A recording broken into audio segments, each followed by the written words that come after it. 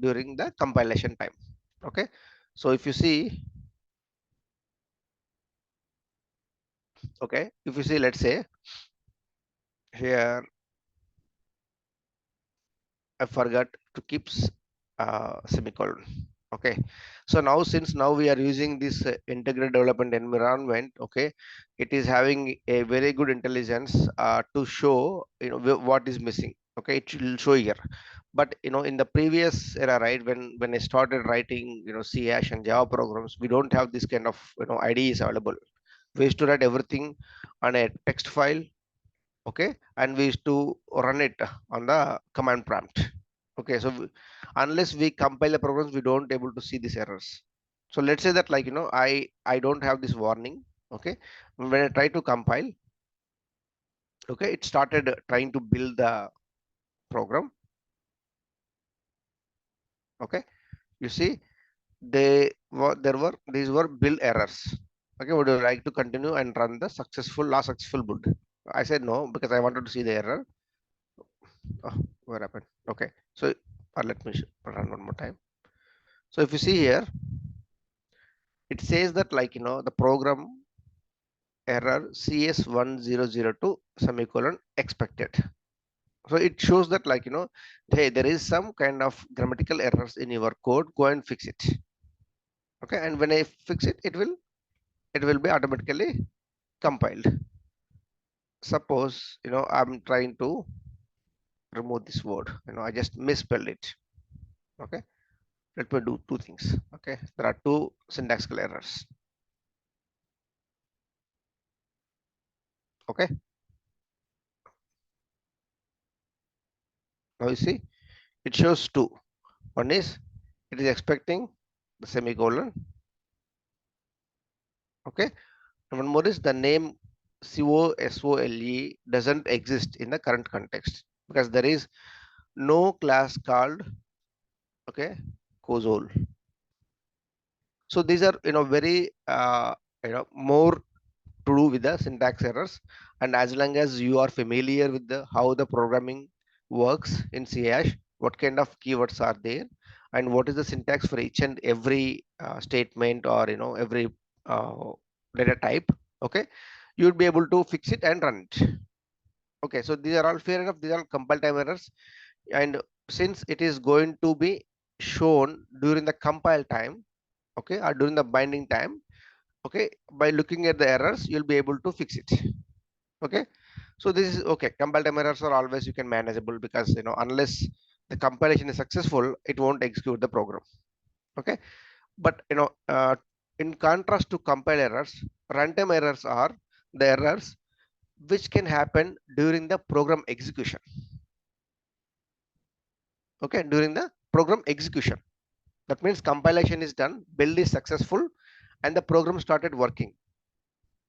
Okay, so what happens during that time, if you get any errors, okay, that is called runtime errors. Okay, I just try to kept some examples. Like, suppose you're trying to open a file to dump some data, okay, and the file is not able to open. Okay, and you're trying to connect to a database.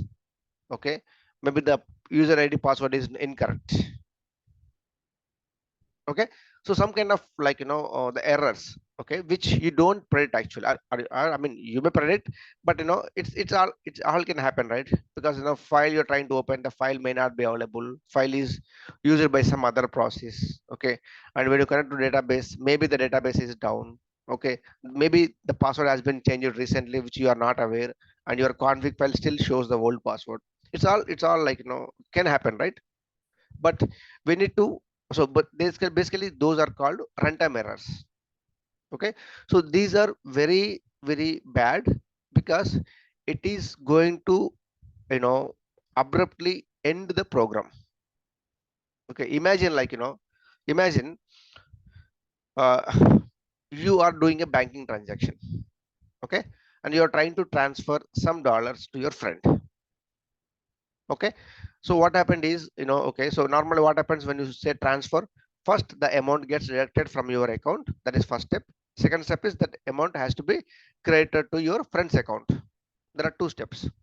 Let's say First step is successful. Amount has been withdrawn from your account. Due to some runtime issues, due to some error, okay, the program got a runtime error. What happened? The amount got debited from your account, but the same amount did not credit in your friend's account. Is it very bad, right?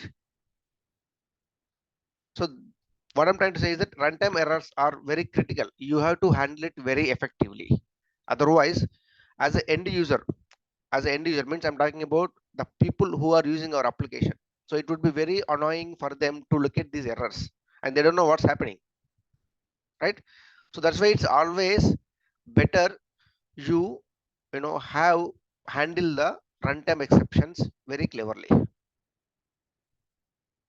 Okay, so there are two errors, two types: compile time and runtime. So then where this exception comes, right? So exception in specific to CH, right? It is a class. Exception is a class.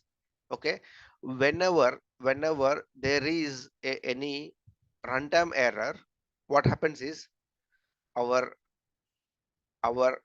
during the execution time. Okay, so what happens is if there is any error, okay, exception class gets invoked. It sees what kind of exception is there which is preventing the program to continue the flow. So it will create the instance of that type of exception. Okay, and it will automatically or pre-populate the messages which belongs to that particular exception, and it will abnormally end the program. Okay, so what I'm trying to say is that exception is a class, that is one thing. And for each and every exception, for most of the exceptions, okay, we have the classes. Exception is the super class, and derived class we have a specific to one exception, like index out of range exception, which we were discussing during when we are talking about arrays, right? And format exception, you're trying to pass a string to a integer, you're trying to pass a float value to a integer, format exception. Okay, null reference, okay, you're not able to assign a right value, you're only passing some null value. And famous divide by zero error, okay, and file not found, SQL exception, overflow exception. So these are all, so whatever the kind of exceptions which we may get, these are already derived, okay, as part of exception class. Exception is super class, and these are all derived classes.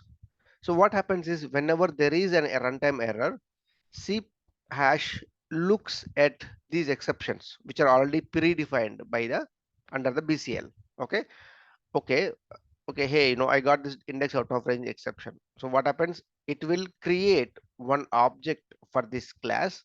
Okay, and it will display the errors belongs to that index out of range, and it will abnormally end the program. I repeat, abnormally end the program.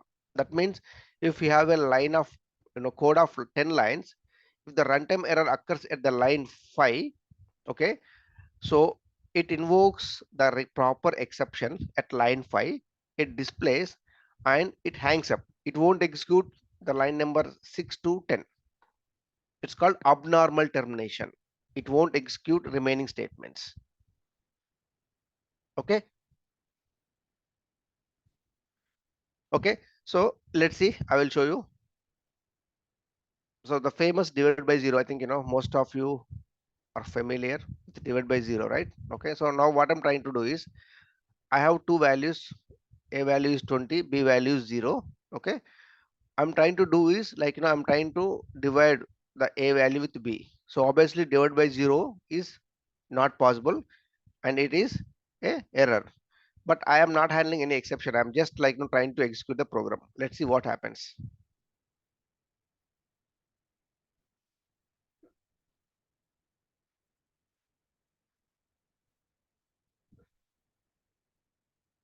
Okay,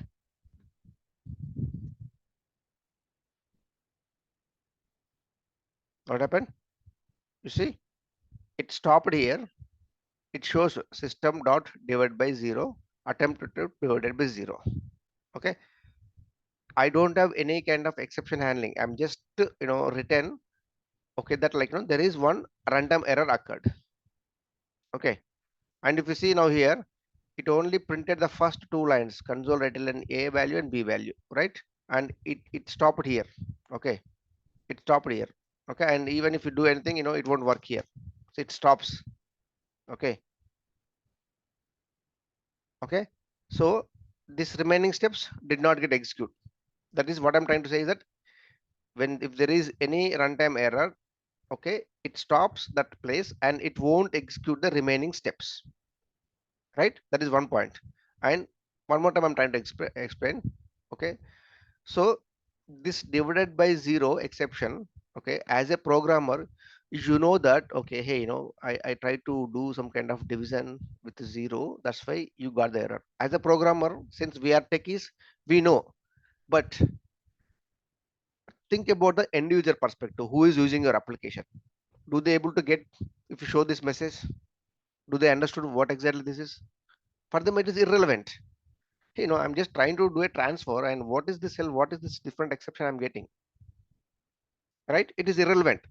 It is good that the programming language is providing the exceptions, but this details are not good enough for the end user to understand, right? Okay, so what I'm trying to explain is that if you are not automatically, or if you are not handling the exceptions in your program, these are all the problems. The first thing is it has abnormal termination. Second thing is you are displaying a message which is not easily understood by the end user.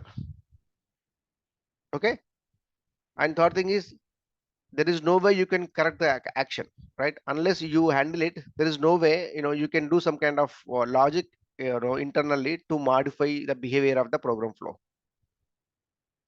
So in order to avoid all these kind of issues, as a programmer, it is our responsibility to handle the exceptions effectively. So by handling the programs effectively, you can stop the abnormal termination. Okay, you can try to write additional logic to resolve the issue, and you have the ability to customize the error message, which can be easily understood by the LOB or end user. Clear why we have to handle exceptions? Okay. Yeah, yeah, Okay, yeah, thanks. So now you know that you have to handle exceptions. Okay, but how do we handle? So there are two ways. One is logical implementation, one is the try catch implementation. So logical implementation means, okay, see, whenever you write the program and whenever you do any kind of operations, okay, so as a programmer, you know that okay, hey, this may be the issue, okay, this issue may occur and we need to handle. So something in your mind, right? So you know that this may happen. So let's try to prevent it. Okay, it's okay, if you see here.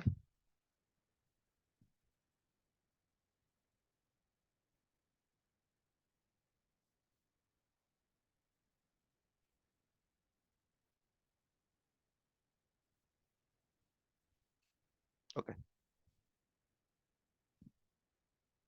so I have taken the same example to divide two numbers. Okay, so now you know that when you try to divide a value with zero, you get the divide by zero error. Okay, so what you can do is, while accepting the values for two numbers, right? For the second number, you can write some condition. Okay, you can use the logical operators. Hey, if this number two is zero, ideally you cannot do the divide, you cannot do the, or you cannot perform the operation. Okay, so if the value is zero, I'm throwing an error saying that second number cannot be zero, and if it is not zero, I'm doing the actual work, actual division. Okay, so I try to do the zero a second. Okay, so through the logical operator, I'm able to say that hey, you try to enter a zero, which is not acceptable, right? So it's kind of a preventive approach, right? What happened? Did I enter some value, different value? Ah, okay. say I tried to enter the say two numbers in one line, right? Okay, so basically you are, you know, you're trying to prevent that issue by applying some kind of logic in your code. Okay, this is one way of, like, writing the code. Okay, so as a programmer, you try to check everything before executing the operation. Okay, this is one way. And second thing is the famous try catch block. Okay, so this is, I think, it's in almost all the programming languages, it is common: try catch finally. Okay, so here what is try means, whatever the statements you are going to execute, and you are anticipating that some kind of runtime errors may come. Okay, I repeat, try block is the set of statements where you write the code and anticipate that some kind of runtime errors may come. Okay, so your actual logic is there in the try block. Okay, and catch block is if there is any specific exception occurs within the try block.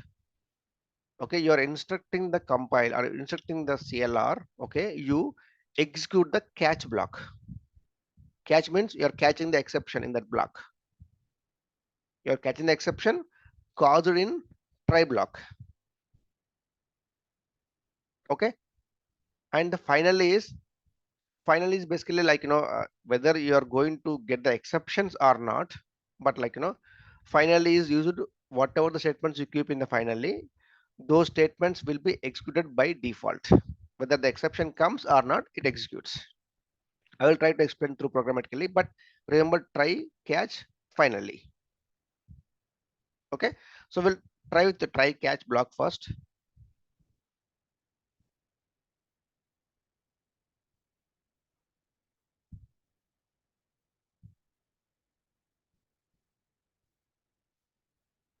Okay, so now so far, like, uh, we were not handling the exceptions. Okay, but in the previous example we tried to handle using logical operators, but now we try to handle using try catch block. Okay, so this is important. Now from onwards, you just look at the examples very carefully. So if you see here, it's a very simple example, same the divided by zero, that, division of two numbers. Okay, if you see, look at the try block and catch block. So in the try block, so this is the block. Okay, I'm accepting that something may go wrong. Okay, and error may occur. So that code I kept in the try block, accepting the two numbers. Okay, and dividing the two numbers, storing the result value. Okay, so this piece of code, when I execute, okay, I am anticipating that, some error may occur. So ideally, if I give a zero value to this, or some kind of, value to this, right, zero or some special characters, or, some character value, it should throw the error. Okay, so what I said, if there is any error in the try block, I said that it should come and execute the catch block, right? So let's see. Okay, so I entered the value 5 or 10. Okay, and I entered 5. It printed correctly because there is no runtime error. But now again, okay, I am trying to enter 10. Okay, and instead of 0, now let's say I entered a value a. Okay, let's say what happened, this try block executed first, it tries to do the result, but 10 divided by a, which is not possible, so there is some error. Okay, it's called the format thing, right? Because you're trying to store the a value in number 2, which is not right. Okay, so there is an error in this execution. What happens, immediately it skipped, okay, it skipped the remaining lines within the try block, and it came to catch, and some error occurred. So remember, if you are not handling the exceptions, what happens? It is to throw a different error, system populated error, okay, and is to end the program completely, abruptly end the program. But since you are trying to use the try catch block, what happens? It only skipped the remaining lines of the try block, okay, and it is continuing with the remaining steps. Okay, it printed this same, some error occurred, and now it is here. It is expecting to enter one key to close the program. Okay, so basically what I'm trying to say is that if you handle the exceptions, you have the ability to stop ending the program abruptly, right? But what I feel is that, like, suppose the error what I kept is very generic, right? Some error occurred, it's very generic error. It may not give the right perspective, like right perspective when I try to look at the errors. What is this, some error, we need to be specific, like what kind of error, like that, right?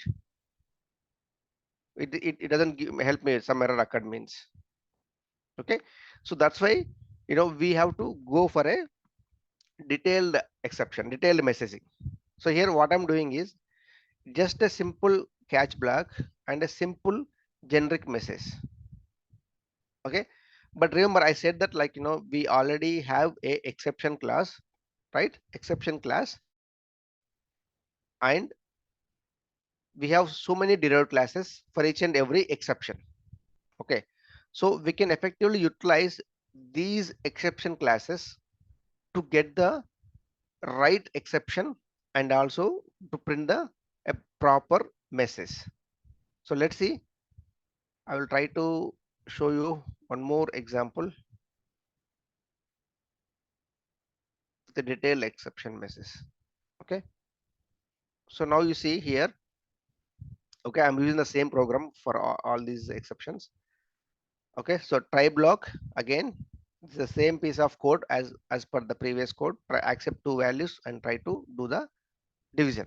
Okay, now you see here, previously I just mentioned catch and written one print statement like some generic error something. But here what I'm doing is I have created a instance for the exception. Okay, I have created an instance for the exception, and I am printing these 4 lines. Okay, before going to here, right, let me show you one Yeah, thing. no. Okay, so here, okay, so look at this slide. Okay, exception class, right? This is the exception class. Okay, and if you see, it has a lot of constructors. Okay, exception without any parameters, exception with a string, and some another exception. So these are the construction. And if you look at the virtual properties, right, we have source, help link, stack trace, and message, and we have so many are there. But in general we use these 4 properties whenever we wanted to print something specific to the exception.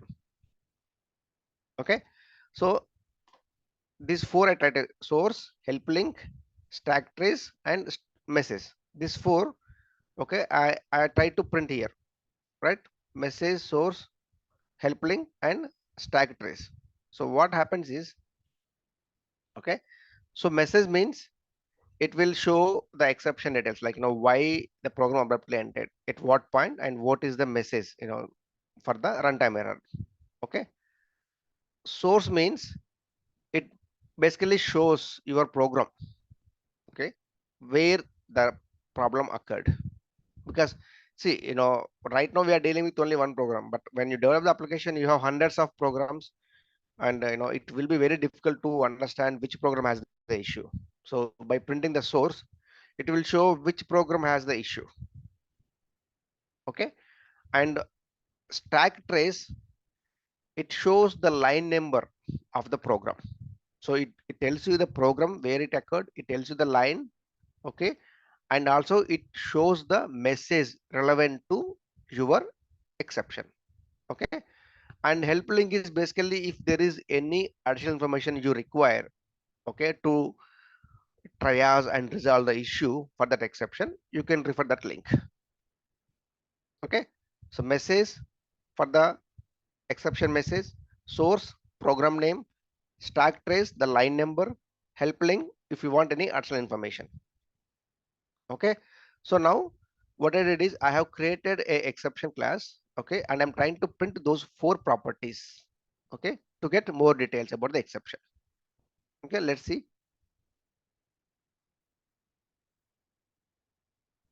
Okay, enter a 5, second one entered a 0. Okay, so it printed attempted to divide by 0. Source, the program name is try catch detail exception message. Okay, there is no help link available for this message. And stack trace, look at this, it is in the detailed exception message program in the main method. Okay, and line number 21, program.cs line number 21, right? Line number 21. Okay, so by using the exception class, okay, you're able to print the more detailed information. Okay, but this is not the end, because you're still, I told you, right, we have the different exceptions, right? We have different exceptions here. So instead of making a generic exception class, right, we still have the ability to explicitly mention about this exception as well. Okay, so let me show you that. Okay, so this is one way of handling, right, by keeping a exception class and printing the different errors. Okay, this is one way of handling it.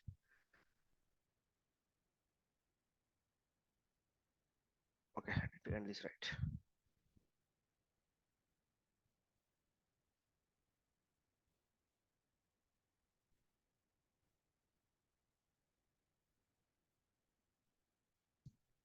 So this detail exception is over. Now multiple catch flags. Okay. Okay. Now here see the first example we just mentioned, the catch block without creating any instance. We just said like generic error occurred. In the second program, we had created one exception one exception object, and we tried to print all those properties of the exception. Now I'm going little ahead. Okay, little ahead, and I am creating more than one catch block. You see here I have 3 catch blocks. Okay, so if you are sure that you may get a specific exception, you can clearly mention about that exception. Okay, you can specify. So here, instead of making it as a generic exception class in the previous example, now I said hey, if there is a divide by 0 error, okay, do something. If there is a format exception, do something. And if it is not a divided by 0 and not a format exception, execute a generic exception message, because it is a exception. This is a generic exception class, whereas these are a specific exception, divided by 0 and format exception, but this is the generic one. Okay, so basically you're trying to go one level down and printing the exception more relevant. Okay, and if this is not going to be happening, and if you're getting some a different error, then it will execute this one. So let's see, like now I will show you how this happens. Now I will try to execute this number cannot be 0, right? That is the first exception, right? So I purposefully enter 0, that way I can use the first catch block. Okay, so it says second number should not be 0. Okay, it got this first catch block. Okay, and now I try to enter a character value, okay, for the second number. Okay, so now you are trying to pass a character value to the integer, so you get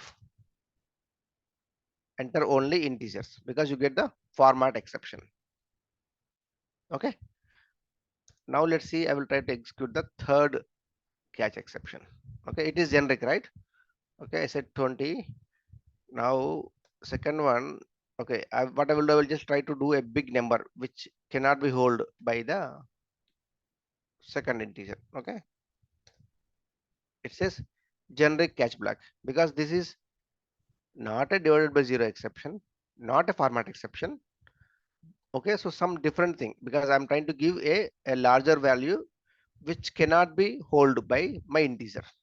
Right, integer by default holds only up to minus 327672 plus 32767, right? But I have given a very big value and I'm not able to handle this two predefined exception, so it went to a generic exception. Clear?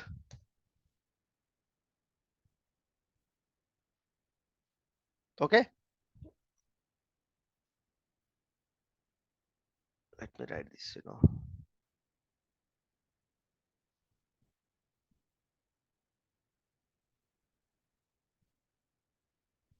Okay, so this is try to use the multiple catch blocks.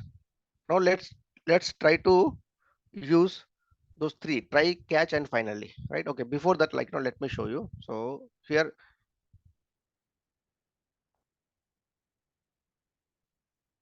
okay. So this also we covered, right? Okay. So now we can use this try, catch, finally in this way. You can use try, catch, okay, which you already discussed. Now you can use try, catch, finally, or you can use try, finally also. It's up to you, like how you want to use. So it has these three different permutations and combinations. So we have gone with the try, catch. Now we'll go to try, catch, finally.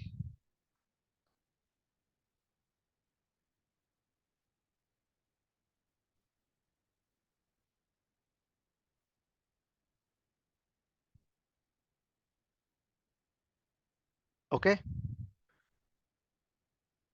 So the same piece of code as per the previous example. Okay. Try, and I have two catch blocks and I have finally. So as I mentioned, if you keep finally, what happens is irrespective of whether there is a exception caught or not, okay, irrespective of whether this piece of code executed or not, it will continue to execute. Okay, it's finally means it is compulsory for whether exception occurred or not. If you see here, first number entered, second number entered, it printed result 5. Okay, there is no exception, but what happened, it came to the finally block and it printed final block also. So no exception but still printed. Okay, and now you try to create an exception. Okay, okay, so it thrown this specific catch block, right, and it printed the finally also, right? Clear, right? So finally means irrespective of whether the specific exception occurred or not, but it will still print that message. So Yeah. okay, so in this case the exception will be handled and stopping the abnormal termination along with the statements that are placed within the finally block gets executed. Okay, and now the third one is try finally, right? Let me show you that how that works.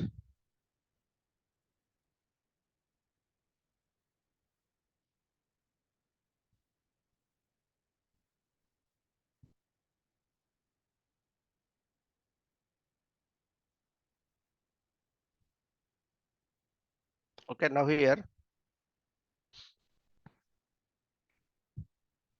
okay, so in the main method, okay, I have try block which contains a method, and then I have a catch block. Okay, so when the control comes to some method, it obviously goes to the some method here. Okay, and again I have a one more try block, and finally block. Okay, so here if you see here,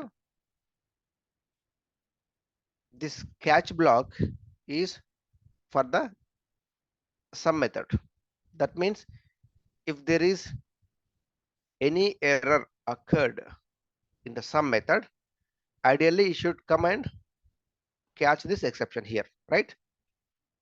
So that means sum method means it is this piece of code.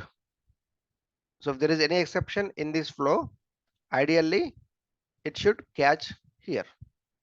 So here I'm using try catch, but here I'm using try finally. So if you see here, what happened, I tried to do the divided by 0. Okay, what happened is there is an exception here, right?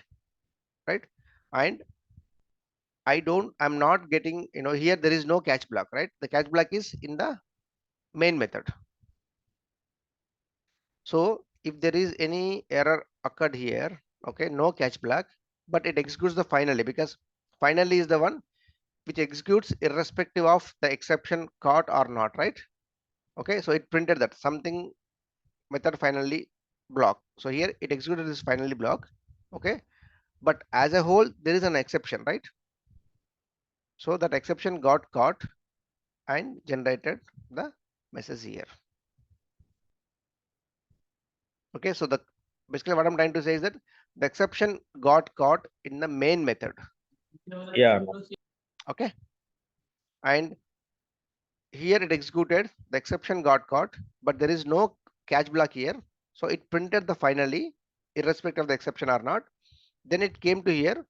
Okay, hey, when I execute this sum method, there is some exception I can happen. So let's try to execute the catch block.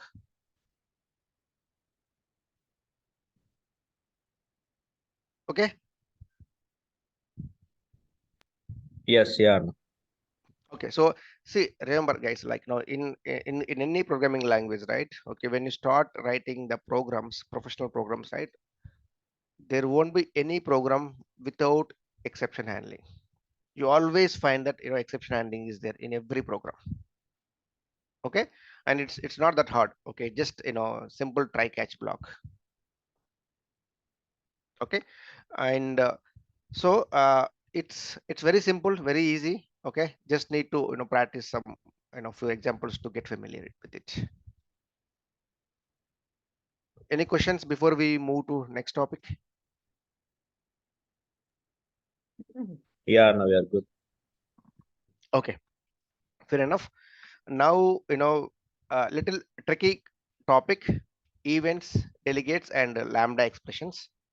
Okay, anybody has at least some kind of idea about Visual Basic? Anybody worked on Visual Basic?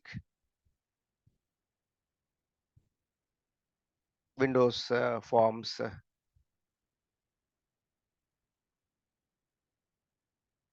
Okay, so let me okay, how do I say? Okay, let me see. Okay, so here I'm showing one program here. Okay, and I'm using my mouse, right? I'm using my mouse to go all over the screen. Okay, suppose, let's see, I'm going to take my cursor to exception method. Okay, I'm just taking my control to this exception method. Okay, that means what I'm doing a mouse over on the exception statement. Okay, mouse over, I just went there and just pause it there. I just kept that cursor over there, not even the cursor, I just only did a hovering, mouse over. What happens? It says that it was talking about some information about the exception class. Okay, so I had a event called mouse over. Okay, and I got a response called, hey, you are trying to look at the exception class and here are the details. Okay, so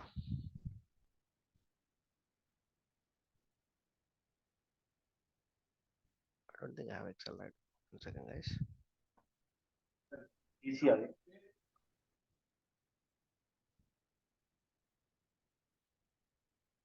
happened?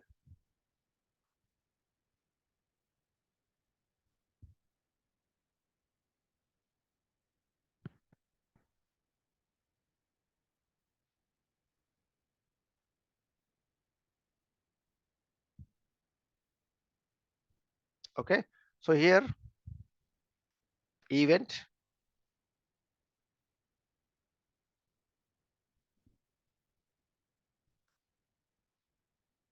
okay, event handler. So here what I'm trying to explain is, okay, I had a mouse over event.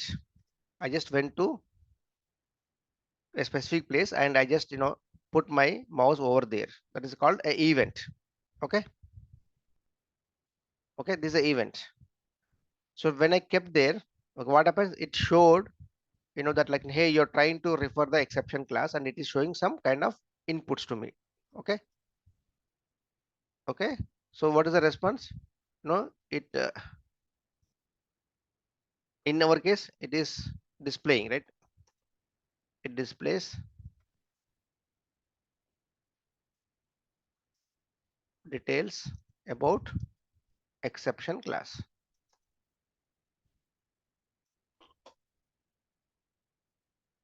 Mouse over, to be specific, it is on exception word, right?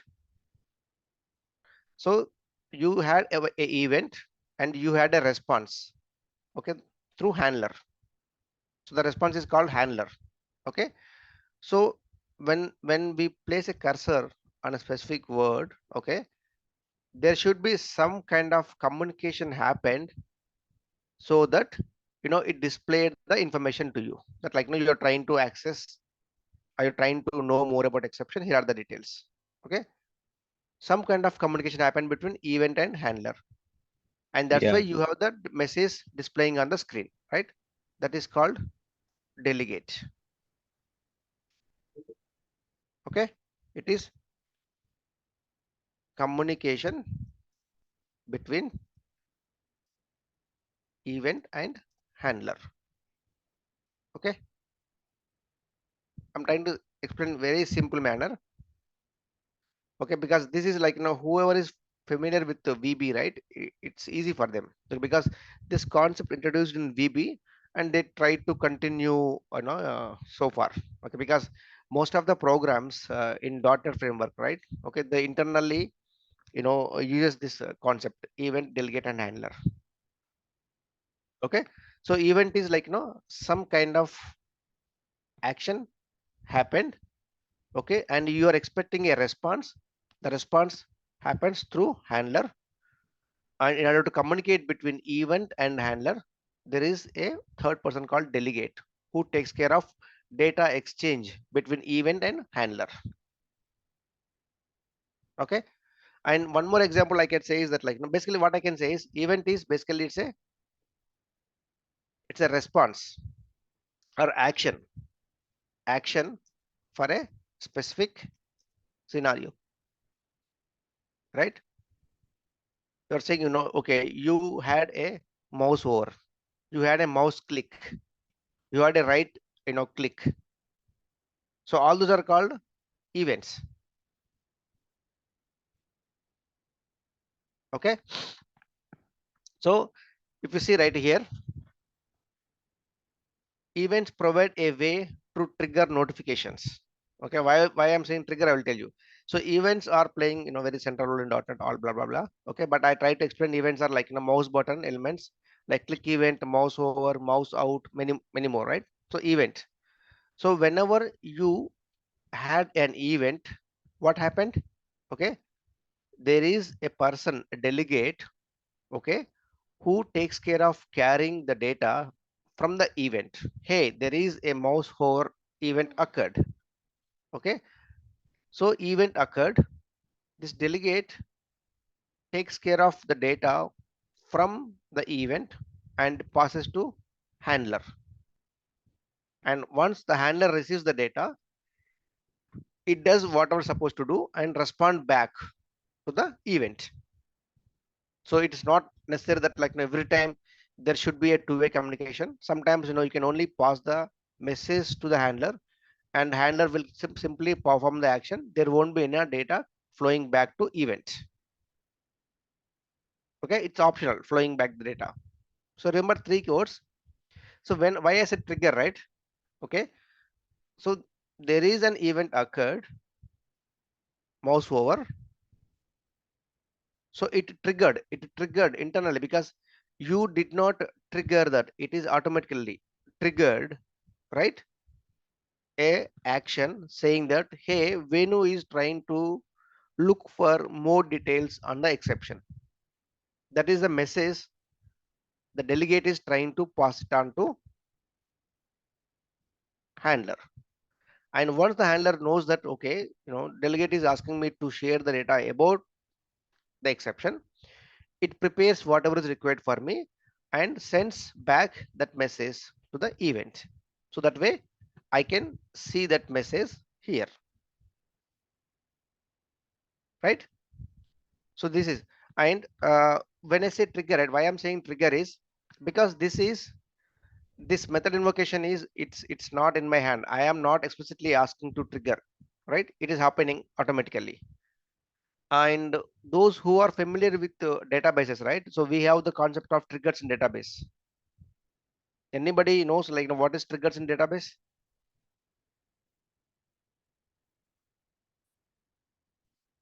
It is similar to the same. Basically here in the database side, right? Suppose you are trying to insert a record in one table. Okay. So Yeah, no. every time you insert, I'm just telling one insert statement, but if you are inserting a record in a table, okay, Yeah, if you wanted to do some additional processing, okay, then you add a trigger for that insert stored procedure. Okay, so basically what happens, okay, hey go, there is an insert statement for this table, go and execute the trigger. So trigger is once you define that, like hey, for this table, for this insert, okay, you assign one stored procedure, one method to execute. That's called triggering. Automatically triggers, you don't need to invoke it manually. Okay, the same way here you had a mouse over and you are looking for some data, but you are not triggering it actually. Internally .NET framework is assuming that, like hey, this Venu is looking for exception details, and it triggers, okay, and sends the data to the event, to the handler, okay, and then gets back the data and displays on the screen. Okay, so believe me guys, this is little confusing actually. Okay, it will take some time to understand and to digest. Okay, but just just go with like what I'm saying right now, because if you start reading the you know uh, the programs or the content in the internet, right, you may get confused. That's why I'm just trying to put in a very simplified manner. Okay, event, delegate, and handler. So just remember this one. Okay, so there is a event occurred, and there is a delegate who passes the data from the event, and handler receives the data from the delegate. Okay, and it does the processing, and if required it will send back the data to the event again through delegate. Okay, so now so now right, whatever is happening in the here, it is not, I did not write something, it has already been taken care by the .NET framework, right? But if you want to create your own, okay, your own handlers or your own delegates, you can do that because it's already available in the framework. So they have 7, if you want you can use it, I never mind. So if you want to use the delegates in your programs, okay, you can do that by using the keyword called delegate. So if you see the delegate keyword, it is very simple to how you define the methods in a class. Okay, yeah, no. okay, Yes, you have a access modifier, you have the delegate keyword, and if your delegate is returning back any values, it's a return type, delegate name, and the parameters list. Okay, so it is very simple as like the typical regular method. Okay, so one thing is now you have declared a delegate here. Okay, but ideally delegate, what it has to do, delegate, it has to execute some piece of code, right? And basically it has to do some kind of processing that is happens through handles, right? Handlers, right? So here what I'm saying is here, so fair enough, you have written the delegate declaration has happened. Now you wanted to execute or you wanted to process, okay, for this handler. Okay, this handler. So this handler is basically, it is as good as you're writing a method, because you wanted to execute some set of statements to achieve this handler logic. Okay, you write one method. Okay, so here what I'm trying to say is that, like, no, the delegate whatever you have declared, okay, and the method which you are going to use for this handler, okay, the delegate and the handler both should contains the same set of parameters. Okay, probably I will take you to one example and show you, that way you'll be clear.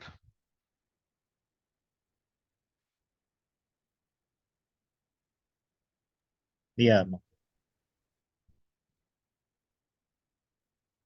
It's very rarely used actually in our day-to-day programming, but since this concept is there, I still wanted to explain you, because see, you may not be writing the code for delegates in your day-to-day programs, but since we have so many third-party libraries, and if they are using, obviously they use, and if they use, if you look at the code, you should be able to identify what is delegate, how many it works, right? At least, like, no, you are not writing, but at least you need to be familiar with these delegates.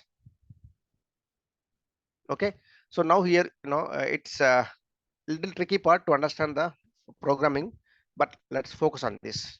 Okay, so now I have a delegate namespace. Okay, and I don't have any other class, I have only one class, which is program. Everything I'm writing in only one program, one class. Okay, so here I have declared my delegate. Okay, so access modifier is public. Okay, I have to use delegate because that's how you identify the delegate. Okay, and void means it is a method which doesn't return any value.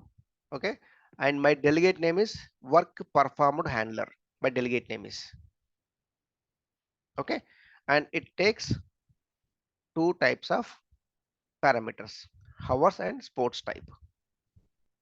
Okay, I have declared my delegate. Okay, and now look at the handler which I need to execute when I invoke this delegate. Okay, so I said, handler is nothing but a method, right? So the method name is manager work performed. Okay, and as I mentioned here, the delegate signature and the handler signature should match. Okay, now look at this. The delegate contains the hours and integer and string. Okay, and my event method handler method contains same thing, integer and string. Okay, so basically first thing you have to understand is that first you have to declare the delegate using delegate keyword.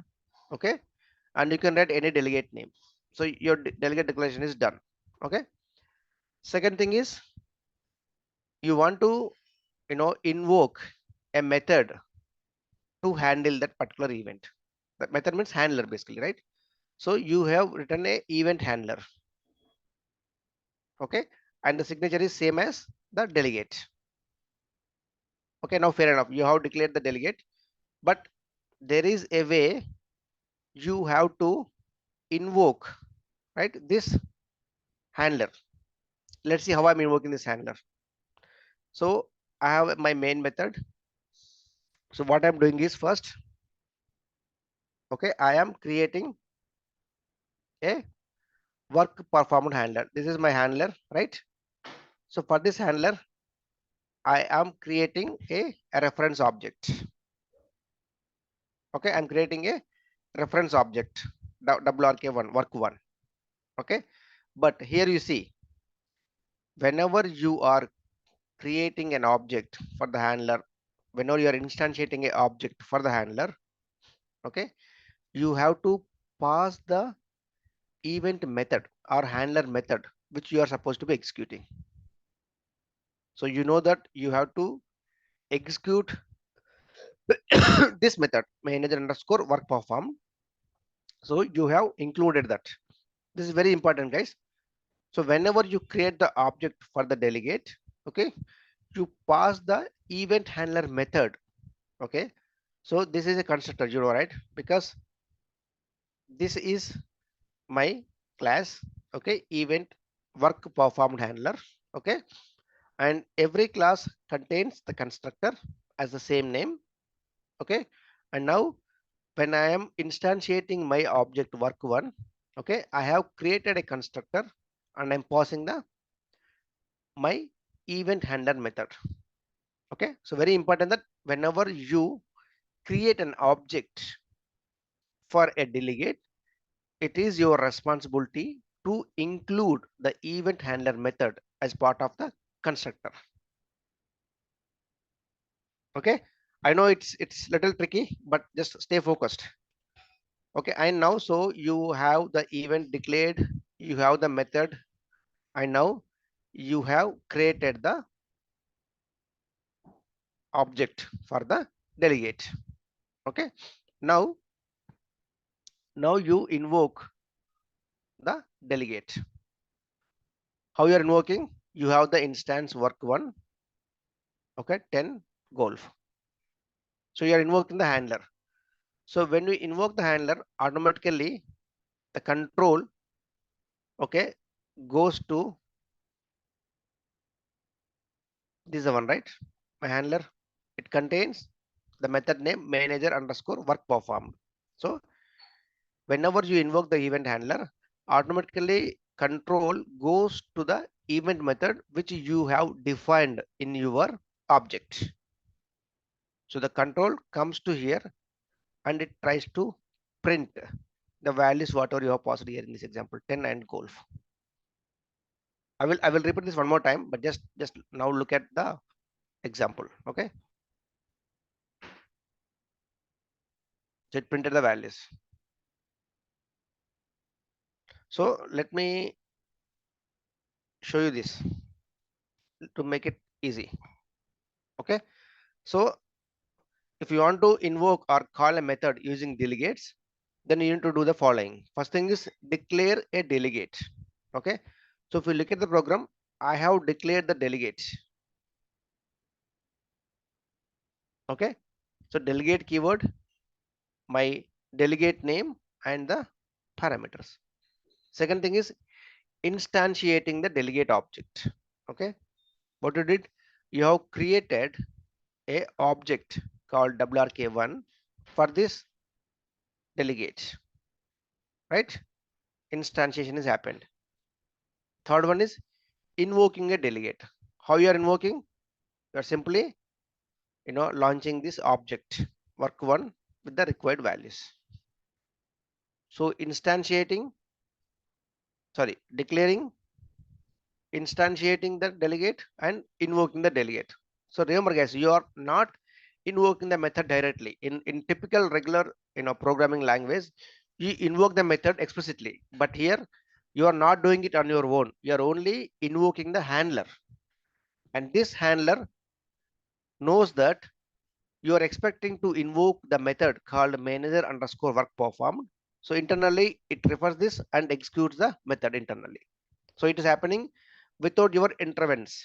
You are only invoking the event handler, right? So now just take a look one more time, okay, and just try to digest. Okay, I will repeat one more time. First thing is you are creating a delegate, okay, And as I said, delegate name and the actual method to invoke for the delegate, it should have the same signature, integer string. Okay. And then if we want to invoke this particular delegate with the specific method, you have to create the object. So I have created an object for the delegate, and remember, you have to pass the event handler method for constructor. I have passed my event handler method. Okay. Any questions in this? No, no, we are good. Wow. Okay. So let me show you one more. That way, you know. Okay. So few housekeeping things. Okay. So whenever you use a delegate, right?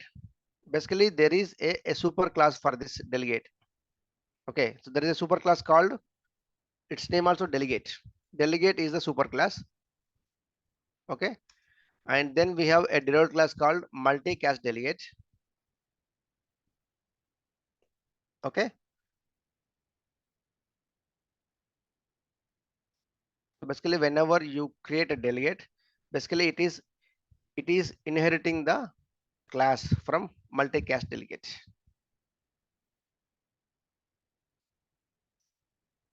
Okay. Let me show you one more example.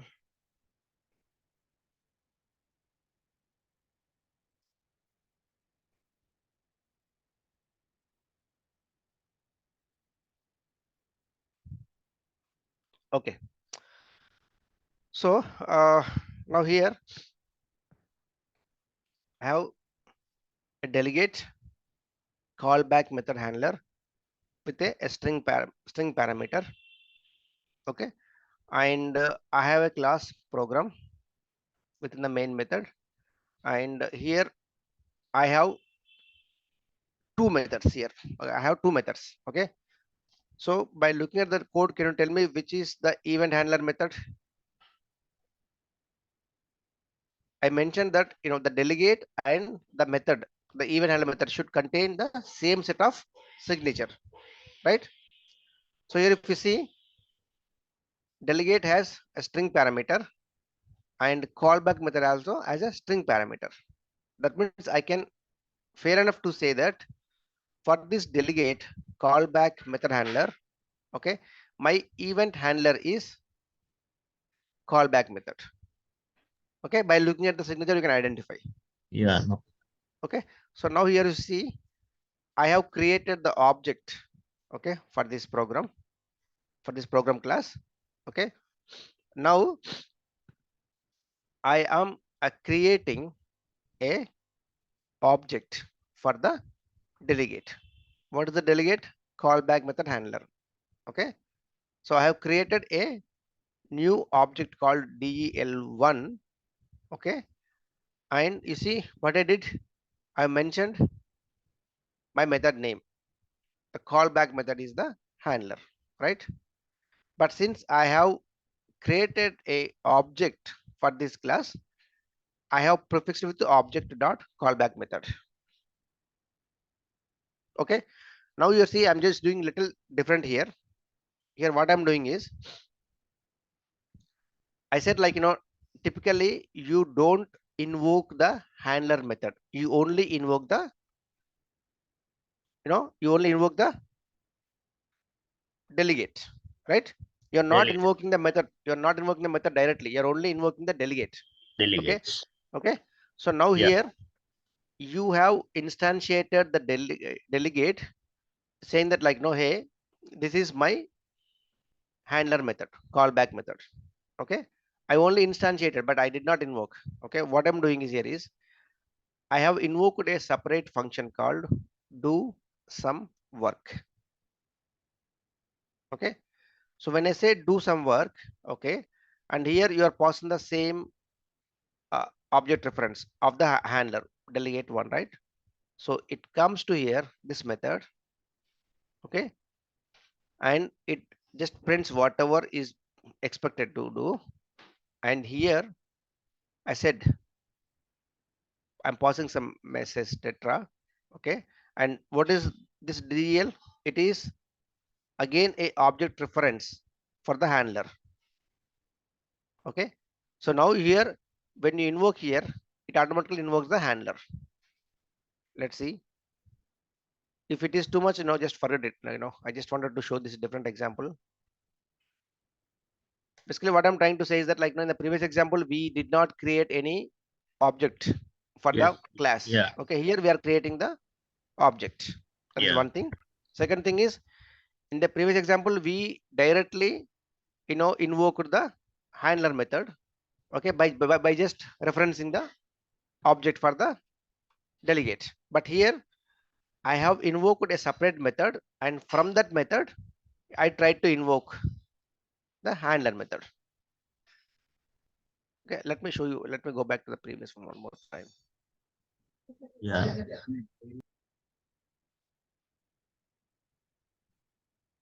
But I repeat, if you are having difficulty to understand, if it is way too much, just ignore it for now. Okay, it's not that it's mandatory for you to learn this. Okay, you can, once you are comfortable with the programming language, then you can try to revisit this. Yes. Yeah. No. Okay, so here if you see, I have not created any object for this program. Okay, I am directly invoking the, or directly passing the method name. Why? Because it is a static method. Static method doesn't require instantiating the object, right? I can directly use it. And since this method is within the same class, right, I don't need to give any kind of prefix here. Normally we give, if you want to invoke any static method, you will say the class name dot the method name. But since my method is static, okay, I'm directly using it. And if it is within the class, I don't need to prefix the class name also. Okay, but in this second example,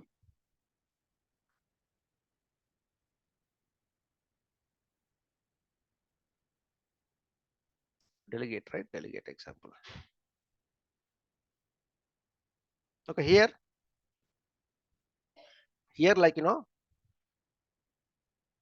this is not a static, right? I did not use static keyword here, callback method. So if I want to invoke it, I have to create the object for the class. That's why I have created the object for the class.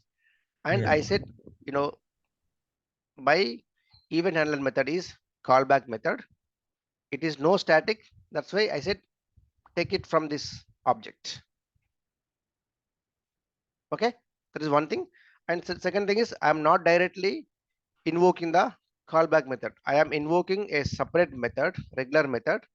From there, the control is going to the event handler method by this statement. Okay, so I wanted to explain about the multicast delegate. Okay, Yeah. but I will Okay. put a stop here. I will put a stop here. Okay, Yeah. go back and try to read the books or material whatever you have available, and try to understand about this delegates. Okay, Yes. Yeah. No. this will give some time for you to go back and refresh. And Yeah. when I explain multicast delegates tomorrow, it would be little easy for you to digest. Yeah. Yes. Okay, okay, okay. So yeah, just go through the delegates, and and if you have any questions, you come back to me tomorrow. We can spend some time before we start on the multicast delegates. Yeah. No. Definitely. Okay. All right. Okay, and I will also try to show some real-time examples where we use these delegates. That way you can Yeah. connect the dots. Yes. Sir. Okay, yeah. Yeah. Other than, so thank you very much, and we'll catch up tomorrow same time. Yeah. No. Thank you so much. Bye bye. Take Yeah. care. Anna. Thank you. Thank you. Thank you.